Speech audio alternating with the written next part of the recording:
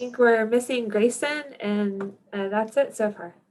Okay. Oh, Mary Clark. Mary, so I don't have everyone in. Do we have quorum?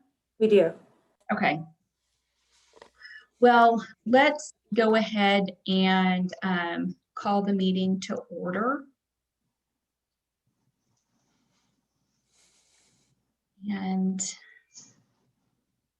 Susan, you can jump in if if I'm skipping anything. I apologize to everybody. I'm in the middle of multitasking today. Yeah, no problem. We have items. A is Sophia just talking about the virtual meeting, but we've done that quite a bit. Sophia, did you want to say anything on that item?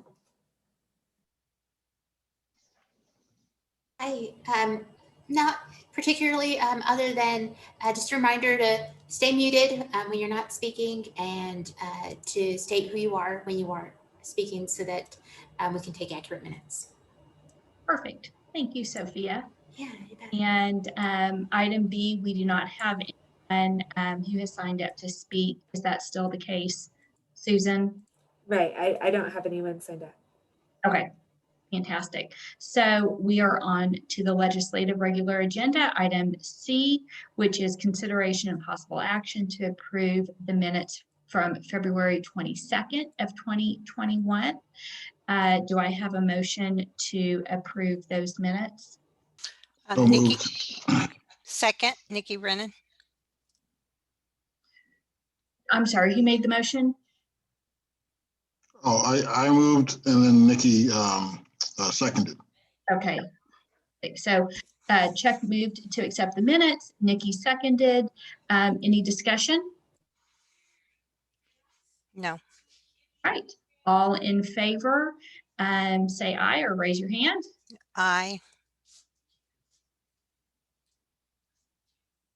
All right. Yeah, Nikki said aye. I don't have a camera. Thanks, Nikki. And looks like that motion has passed. Who is the other person that is, I see SMCNICKL. Who is that? That's Stephanie McNichol. She works in our office, and she is the administrative support for. Okay, fantastic. Hi. Thank you. Hi, Stephanie. Okay, fantastic. Okay, so we've approved the minutes from February 22nd. And now I'm looking for a motion to approve the minutes from March 15th of 2021. Do I have a motion for that?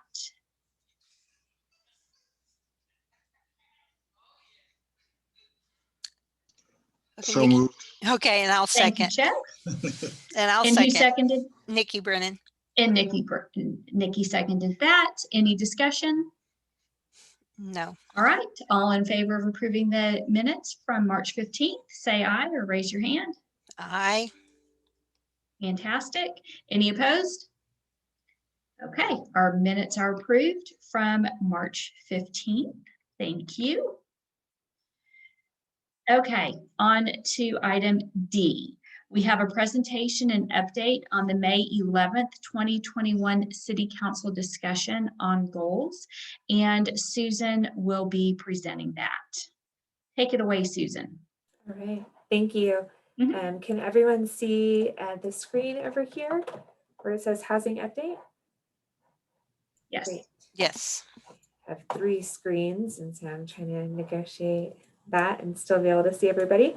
All right, so we have somewhat of an educational item here. The City Council has been doing some work on goals and priorities, and one of those items related to housing, and so we wanted to update the group on that work, and also make sure that there's a really good understanding of what is in our current housing element, and kind of connect the dots on some of the things we've been working on and where the policies that those came from and how that builds toward the goal. And so that's what this item will be. And we'll look over those priorities from the May 11th council workshop, go over the housing element, and then most of the data in the housing element is from 2016. And so we've updated a few of those data points, and then we'll take a look at that.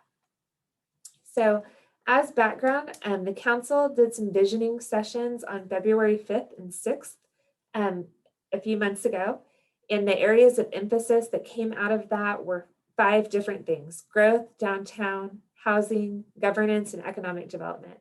And so for each of these areas of emphasis, there were strategic initiatives, goals, and action steps.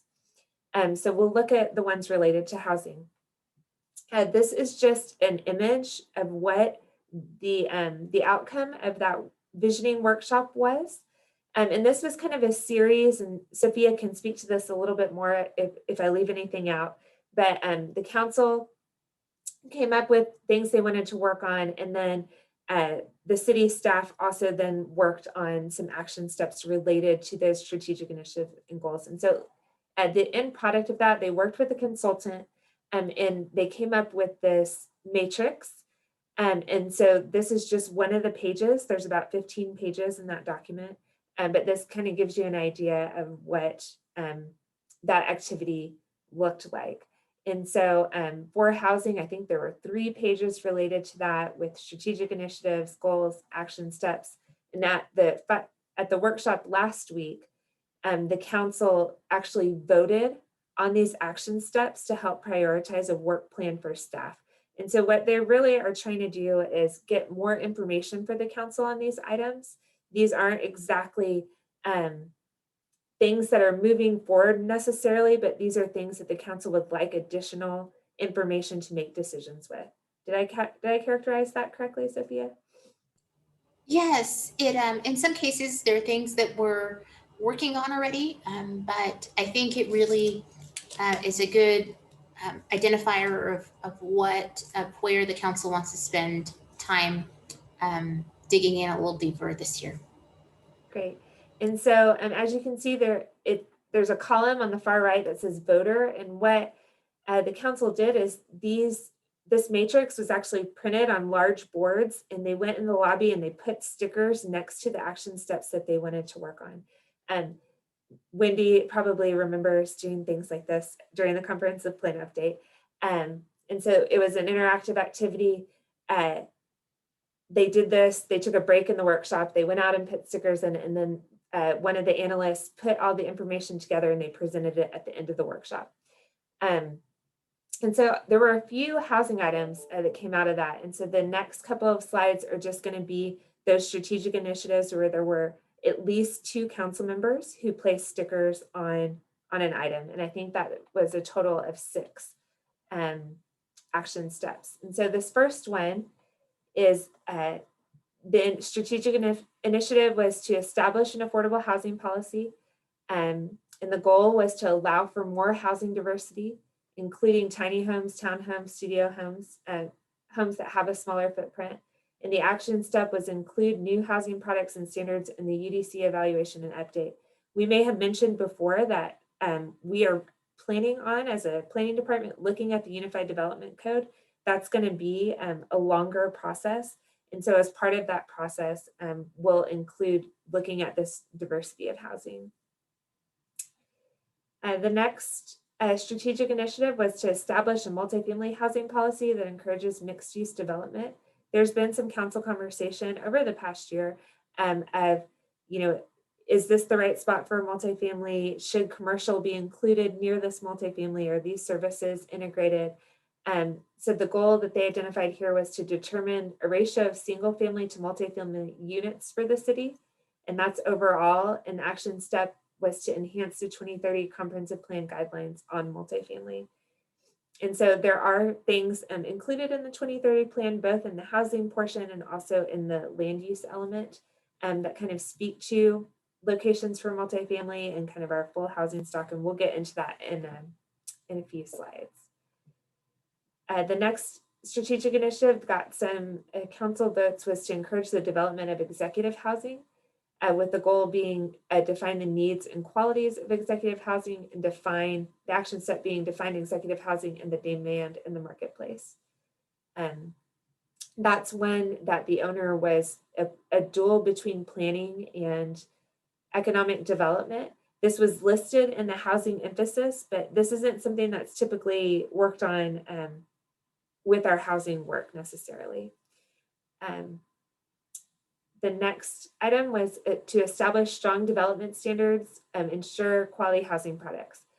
And the action steps for that were to evaluate opportunities to enhance our development standards. And then there was a second action step to evaluate strategies to encourage residential preservation through tax incentives. That's the language that came out of the workshop. In the context was in a historic context, although that's not really reflected in this language here, but it was included under the housing emphasis. And so I'll stop there to see if there's any questions on kind of what the council has been up to or how they've been approaching this.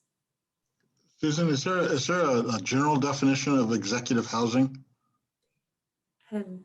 Not that what I understand that to be is for business owners and high-level employees in the housing that they might be interested in this region, and Georgetown having that stock available. That's my understanding of it, but I think that what is suggested through this activity is to define that further.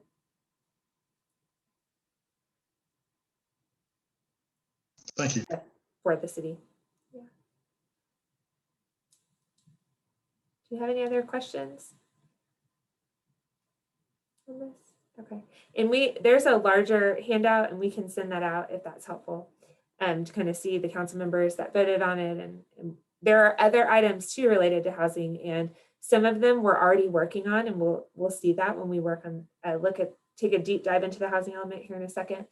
And even though they didn't get votes, I think we'll be continuing to work on them. I think the votes really indicated the things that are going to jump up the list and the council will get more information on.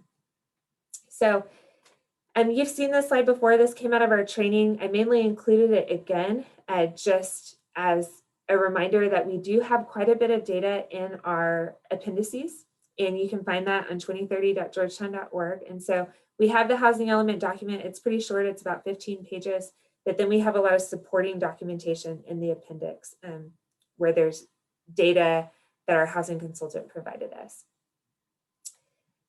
This is the goal that we've talked about, and those policy themes of preservation, diversity, and affordability support that goal. And really the way that this housing element was updated is that we did a data collection and we gathered a lot of public input. We had a general survey on housing, a general survey on what the community would like to see in 2030. And then we had a housing specific survey. And then we had public meetings that addressed some of these issues. And through that, the actual document itself, it has some data points for each of those themes. It has challenges and what we'd like to see for each of those themes as key takeaways and policies for the preservation, diversity, and affordability. We looked at different household types. We have low-income workforce and senior housing, and we have policies that are specifically about those different groups with preservation of units in our H1 and H3 that we'll see here in a second, and then affordability of new units for workforce households. But we'd like to see preservation of neighborhoods for everyone and a diversity of options for all households.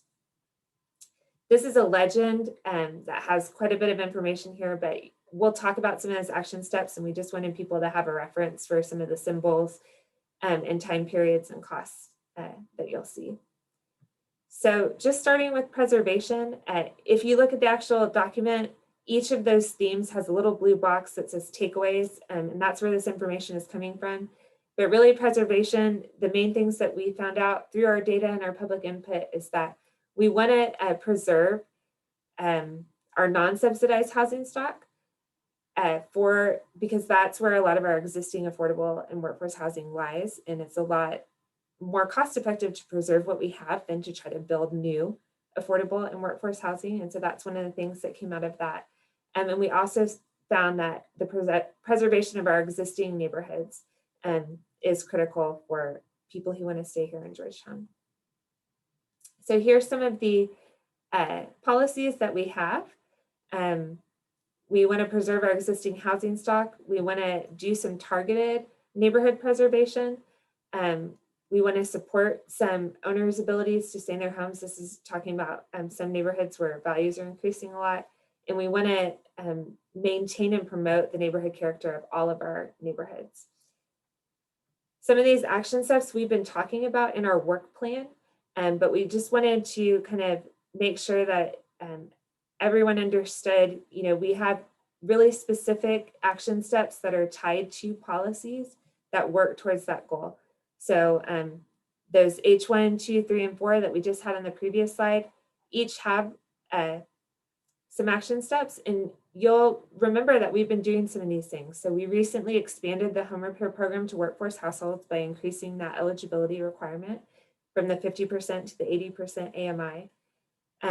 We're working on a neighborhood plan right now for the Track Ridge and Grasshopper neighborhood. We'll be evaluating our community development block grant entitlement status this year. And these were all action steps that were included in the plan when it was adopted in 2020. We haven't been doing much work yet on this defining metrics for neighborhoods with rapid value increases, but that's what an action step for that policy would look like. And we have been working on a neighborhood association pilot that we've talked about, and that is to support our neighborhood character and quality. And then there are some additional action steps in later years that refer to neighborhoods broadly. Does anyone have any questions about the preservation? I'm going through this pretty quick. I know that we've seen a lot of this, but a lot of this is just to kind of highlight how the document's organized. And when you see some of the council goals, you'll see that, oh, we're already working on some of those things, in our plan. So on affordability, some of our key takeaways was having options for the different household types that we talked about, and then supporting community organizations who are assisting in providing housing for vulnerable populations. Our policies, that H5 through H8, include supporting rental and homeowner choices for those groups, and then also supporting the nonprofit community. The action steps, and so you see these symbols, that was on that legend slide. This one right here is for the programs, and then this one's more for our regulatory framework, like our Unified Development Code. So we talked a little bit about how we're going to look at our workforce housing development standards as part of our work plan, and that'll be part of that rewriting of our Unified Development Code. We've supported the rental choices for senior households by looking at the needs of the Georgetown Housing Authority. We did that a little earlier this year. And then supporting nonprofit developers to increase homeownership choices. We're doing some of that by applying for that CDBG funding for the Habitat townhomes and supporting that infrastructure work. So that's how some of those action steps are getting implemented for these policies.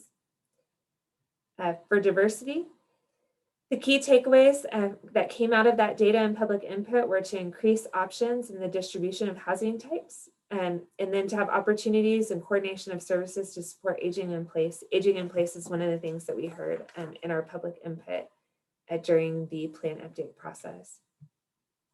We have a couple of policies that speak to, this one speaks to that encourage and incentivizing new housing and redevelopment of existing housing to provide a mixture of housing types. The second one is more about our future land use map, having the land use designations and other policies that encourage a mixture of housing. And then this third diversity one is particularly about aging in place. Again, this is our implementation actions that support those policies. These first two are UDC related, and the third has to do with the grants that we might support to help households age in place. So that's just kind of a refresher on how the document lays itself out with the goal, policies, and then action steps so that we can work towards that. Next, we wanted to go over some of the data points that are in there, and then we did a little bit of updating to the data points, which are always interesting. So at the time that we updated the plan, we're always lagging a little bit behind on data because of what's available. But in 2016, this was sort of the household profile. We had about a quarter renters and almost 3/4 homeowners and about 25,000 housing units. When we looked in 2019, we had an increase in renters and a little bit of a decrease in homeowners, and an increase of about 5,000 occupied units. Some of these statistics about who is cost burdened, which is a cost burdened family is defined as paying more than 30% of their income for housing. And they study that at 2 different levels, 30% and then 50% of your household income towards housing. We see that on the renter side, those paying 30% or more went down a little bit, and about the same amount are paying 50% or more. And then it held pretty steady over on the homeowner side too. About 23% were paying more than 30% in 2016, and about 22% were paying more than 30% in 2019. It's also important to point out that these are estimates. So while their exact percentages here, we do need to qualify that these are estimates. At that 5% vacancy rate stayed the same between 2016 and 2019. Next, this is a graphic. If you've been following my presentations, you've seen probably before quite a few times, but it's it contains a lot of information, but in order to kind of break down, how many households do we have at those AMI levels? The AMI level doesn't work perfectly with the census data, and that the census data has income information at $5,000 increments, and these AMI levels are pretty funky when you look at it, because so you have to do a little bit of conversion there. But in 2016, you can see almost around 44% of our households were making less than 80% of AMI. And these categories are from the HUD definitions of extremely low, very low, and low income households.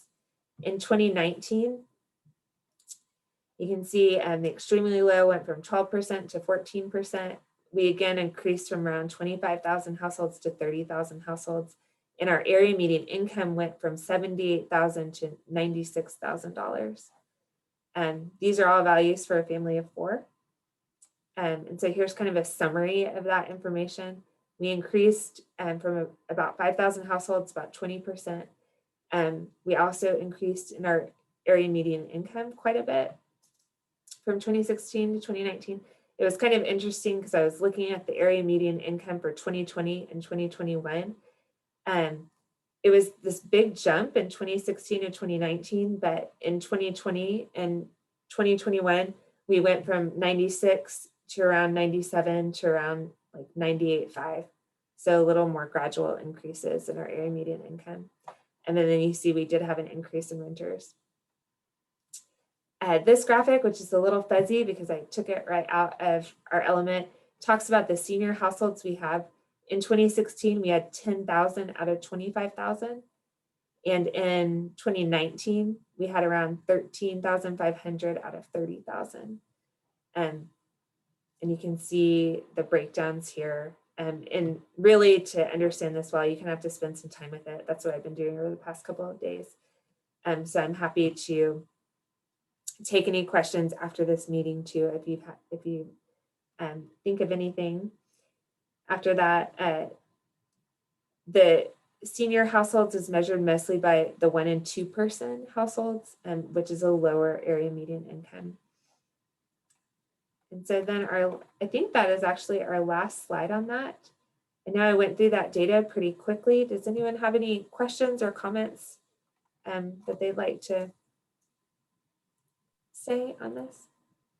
Susan, you said you'll send that out to us as well, right? So we'll have it. Okay.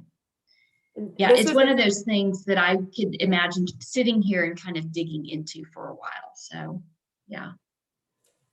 It's attached, it is attached to this item, but I did do a little updating today on these numbers. I didn't have as much information here updated when I posted on Friday. And so I would like to send you all the update if that's okay, so that you have it.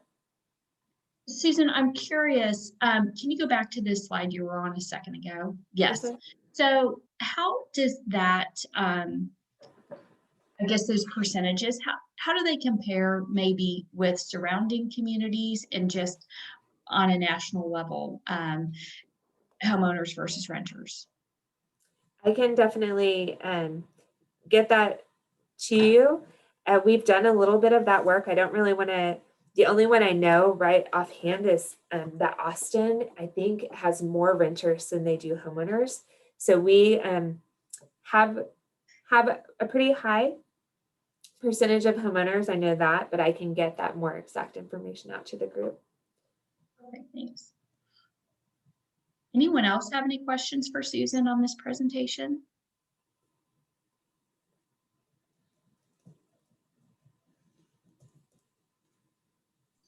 Hi, No? this is Regina. Hi. Can you go to the senior housing and the incomes there?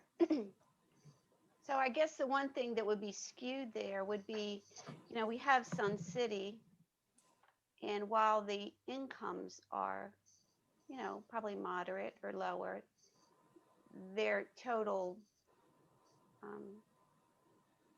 with investments, and it just seems like that's a skewed number, and I don't know if there's any way that we can really, it's kind of like apples to oranges in terms of maybe other people in the community. I see where Regina, are you trying to, are you commenting on many times, obviously with retired individuals, they're not bringing in income necessarily, but they do have net worth because they have Net worth, investments. that was the phrase I was using, net worth, yes. Mhm. And we, the housing study, that was something that came up a lot during the housing element update. And so we do have an actual just look at seniors. And I need to refresh that. That again would be a little bit dated, but there was some concern about how it was skewing numbers. And so we can, I can send that out as well. It was called our senior memo, where the consultant looks specifically at that question. Perfect. Good observation. Yeah, definitely. Any other comments or questions for Susan?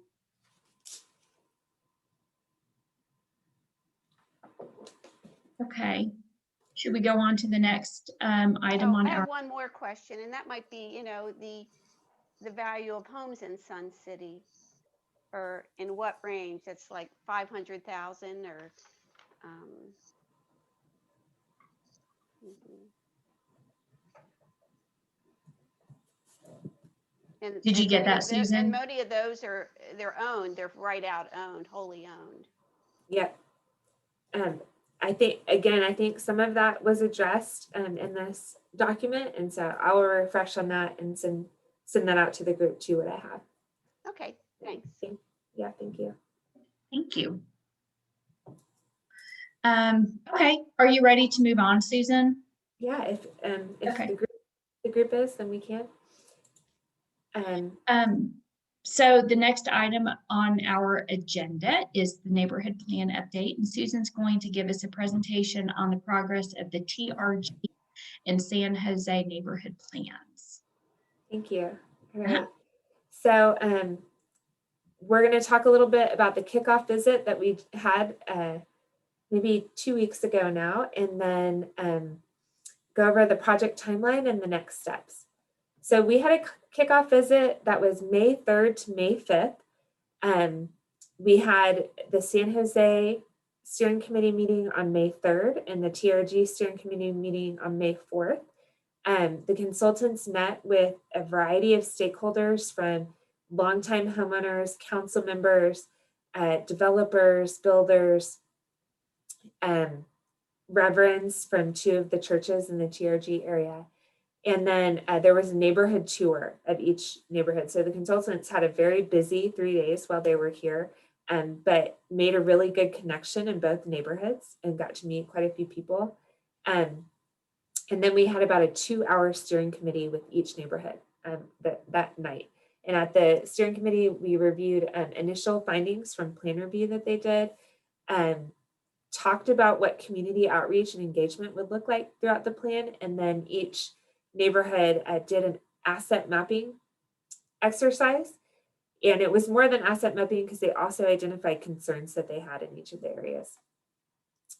We went over the project timeline. We had the kickoff. We're in the month of May right now, and this is going to be a 9-month planning process that will go to January. There's going to be a number of community meetings, and then we will have hopefully go over the implementation and the plan document itself in January. And so the consultant tries to put things in pretty easy to understand terms, and they call that first phase that they're in right now the collect phase, where they're getting all of the data, the existing conditions together. They'll go into the analyze phase in the fall, and then what will the plan actually seek to accomplish, that implementation phase in the winter, and then the full document, and then along the way be engaging the neighborhood and the community. And so we'll have some firmer dates for everyone soon, but this is what the general timeline looks like. We'll have steering committee meetings along the way as well. Some of the initial findings that they talked about in the TRG was protecting existing residents is a high priority, preserving the culture and character of the neighborhood. There's traffic and parking concerns, and rising property taxes are a concern. In the San Jose neighborhood, there's a strong sense of community. Residents really enjoy the amenities they have, like the parks and the nearby school. But there is concern about traffic and parking also, and also concerns about new development in the neighborhood. So really the next steps, the consultant's going to continue stakeholder meetings, go into that collect phase, and then there's an anticipating steering committee and community meeting in June. And we're going to be meeting with them on Wednesday to kind of get some more details about that. And then we'll update this group along the way. But we do want this group to kind of have an awareness of those neighborhood plans, and then also be able to provide any additional information if the board would like it. So that's really pretty short update, but kind of wanted to put that on everyone's radar that we were working on it. Susan, I was going to ask on this. So what is our role in this process? Well, the Housing Advisory Board doesn't have a recommending role in this plan, but it's always helpful to be kind of just a source of accurate information to anyone else in the community that might be curious about the plan or have questions about the plan. And we do want to keep board members informed and involved. I think as some of these solutions and implementation ideas come up, that might be around neighborhood retention or preservation, it might be something that the board wants more information on, and we can definitely bring that to you guys. Susan, Makes this is sense. Regina. I Yeah. have a question. Where do modular homes and mobile homes fit in here? Into the neighborhood plan? Or, well, just in this, even what we were speaking to before, when you speak of, I guess I should have brought this up at the very end. It was one of my questions. Oh, no problem at all. Sorry. I think that, and Sophia, definitely chime in if you have any additional information, but I think those are housing types. And when we talk about that diversity of housing, those are things that we should consider and gather more information on. I know the technologies around housing construction, it is changing and evolving. And so as we look to updating our code and as we talk about having options for people, I think it's definitely something, if that's something the board would like more information on, we can try to do research and bring that information as well. Do you have anything, Sophia? Thanks.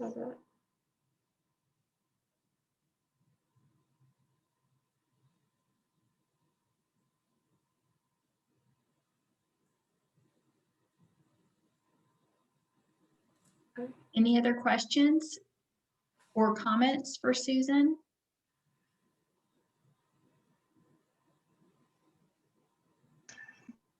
Just a comment.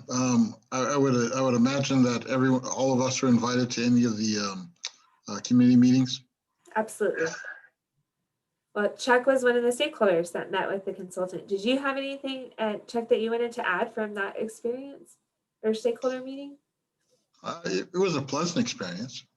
So they seem very knowledgeable. So I think I just want to see how it goes forward. Definitely. Susan, would it be appropriate for any of our board members to attend the stakeholder meetings or the steering committee meeting? Absolutely. I think the more of the community, the steering committee meetings are public, and we had them in the library. And so involvement and support of those plans, I think is great. I think there'll be some really interesting items discussed as the solution comes up, and I think it'd be interesting to most of the board members. Okay, would you mind just keeping us tuned in, I guess, with email notifications of additional stakeholder and steering committee meetings? Absolutely. Thank you.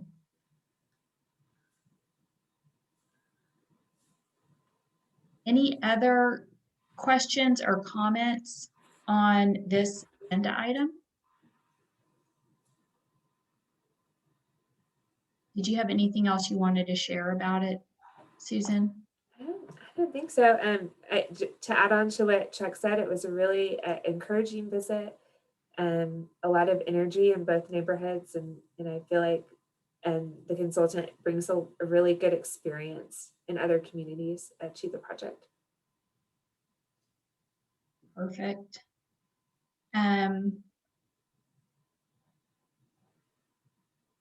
Okay, I think we've made it to the end of our agenda. Do you have anything else that you want to add today, Susan? I think the only thing was that we were going to, we did get some guidance from the city council about resuming in-person meetings. We were planning on not having a housing advisory board meeting in June or July, and then resuming those meetings in August. And so that would be that third Monday in August. And we would send out the details about where that would be held. Traditionally, we've held the meetings in the planning building in the large conference room. If we need more space, we can always go to the library to have that meeting. And then Sophia, I don't know if you have anything to add to that, but we're kind of moving all of our boards towards that. I think in the July timeframe is what the guidance was. That's right. We just look forward to seeing you all in real life at the end of the summer. Look forward to getting out of my kitchen. I look forward to all of us being able to as well. I think it will be, I think it'll make for more robust meeting and conversation. Definitely. So if we are not going to meet again until August, is there, Susan, you're going to keep us tuned in to the TRG and, well, the neighborhood Yes. association meetings so that we can attend those if we desire or are available to. Regarding the housing goals and direction from council, is there anything over the next couple of months that we can be doing to prepare for our meeting in August?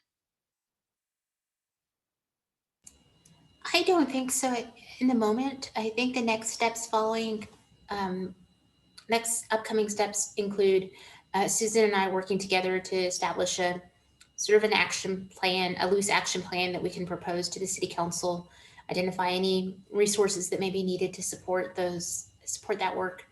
And then they'll let us know when they evaluate all of their actions, where do we stack up in their action steps, sort of approve our schedule. So I think it'll be a quiet summer, cross your fingers, and then we'll come back in the fall and start working really hard again, at least from this perspective.